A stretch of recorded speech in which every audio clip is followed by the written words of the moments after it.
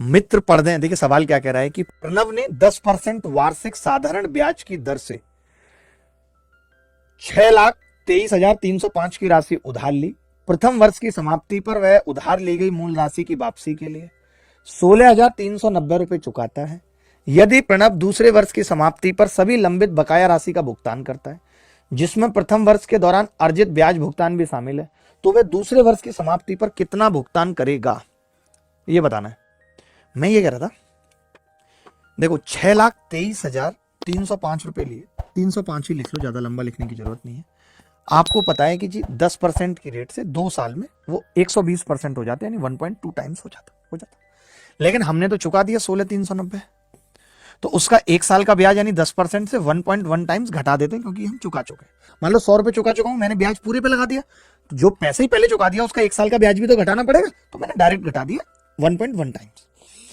अब देखिए दोस्त, आपको पता है ये पॉइंट उड़ गया तो ये जीरो हट गई, और 12 पंजे 60 की जीरो, तो वैसे ही पॉइंट उड़ गया।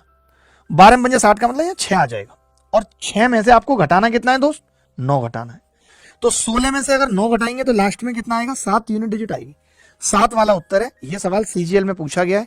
जो बच्चे इसे डिजिटल सम से कर रहे हैं वो बेवकूफ है, अगर कोई और भी कर रहा है वो भी बेवकूफ है। यह सवाल डिजिटल सम से करने वाला सवाल ही नहीं था, इस सवाल को यूनिट डिजिट से निपटाना था। सोचिए इतना लंबा सवाल है, इतनी लंबी कैलकुलेशन है। एसएससी को भी मालूम था कि बच्चों से ये नहीं हो पाएगा, उसने जानबूझ के पूछा ऐसा सवाल। आप एसएससी के इंटेंशंस को ही नहीं समझ रहे हो। अगर आप एसएससी छोड़ो, अगर आप अपनी महिला मित्र के भी इंटेंशंस को नहीं समझ रहे हो तो आप लाइफ में कुछ नहीं कर पाओगे, आप हार जाओगे। मैं आपको बता रहा हूं, सबके इंटेंशन समझने पड़ते हैं।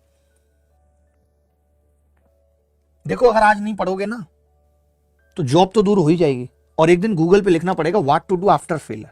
मैं नहीं चाहता वो नौबत आपकी जिंदगी में आए।